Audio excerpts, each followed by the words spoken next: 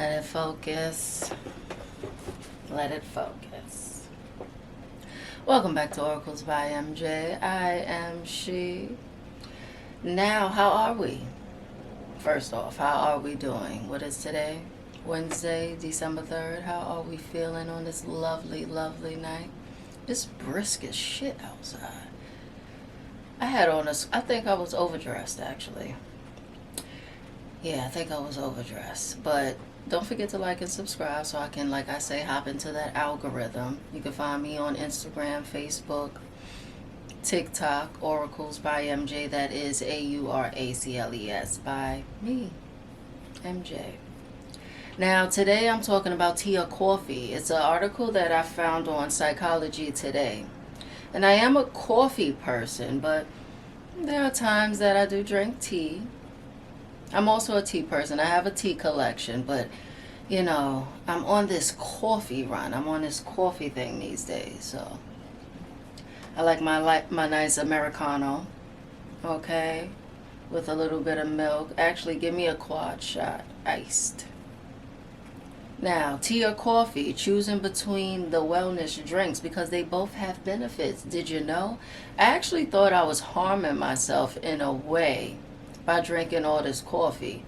And anything overconsumed is dangerous. But in moderation, I didn't know they both had such benefits. Now, these are the key points.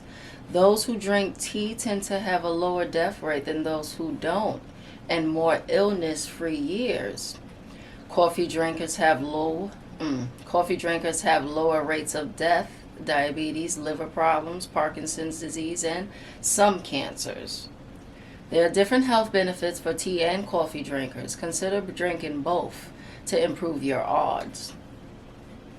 Now, coffee and tea are among the most consumed beverages worldwide. And you know, I saw a list that said McDonald's was number one. I don't like, okay. Now, we don't know what sponsors are coming this way, okay.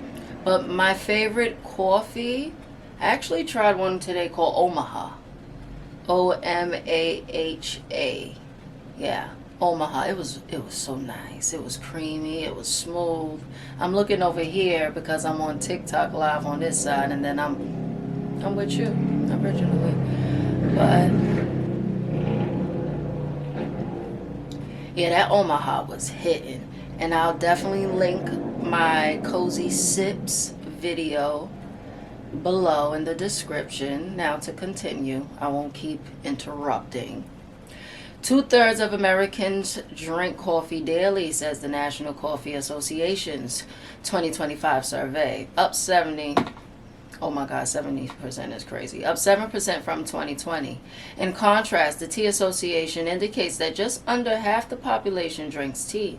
Some drink both beverages. Tea attracts a younger, health-oriented crowd to new age tea houses, a social setting akin to bars and coffee houses. And I do notice that the younger crowd, and as well as the ones that are more health concerned, they seem to be the ones I witnessed drinking a lot of herbal teas and supplemental teas. And, you know, move at a slower pace. And I don't want to say that, you know, mentally slower, but I'm saying, you know, just thinking, a calm, a tranquil. And it comes with hot coffee as well. But me, per se, I'm an iced coffee drinker. I drink hot coffee time to time, but I prefer it over ice.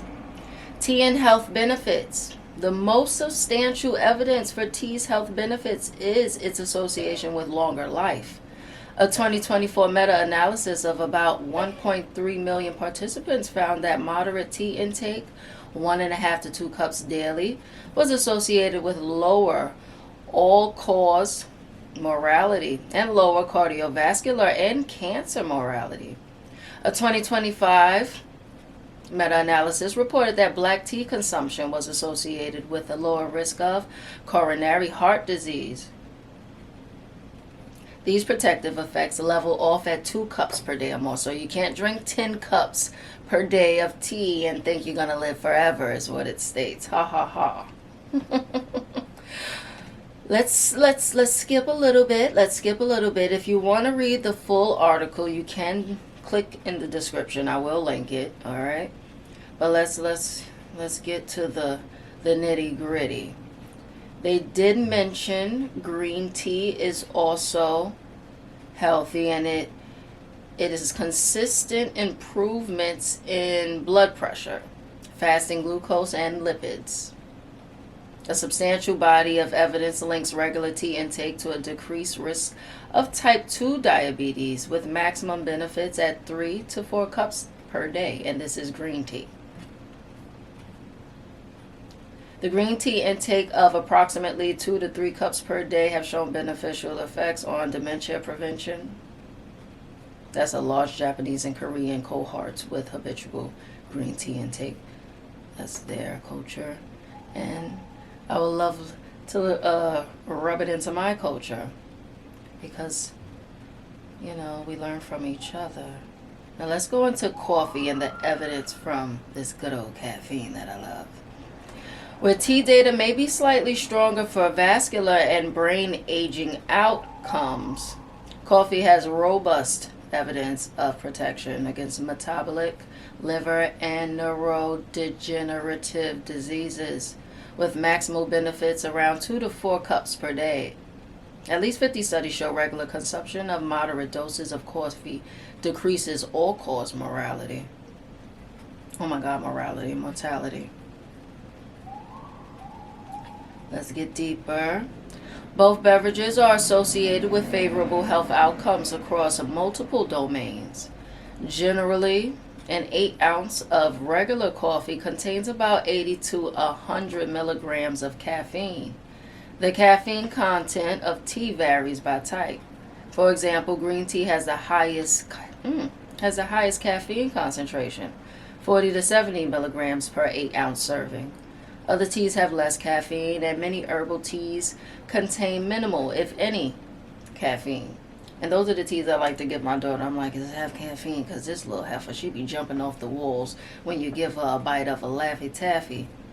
I'm like, God damn, is it instant?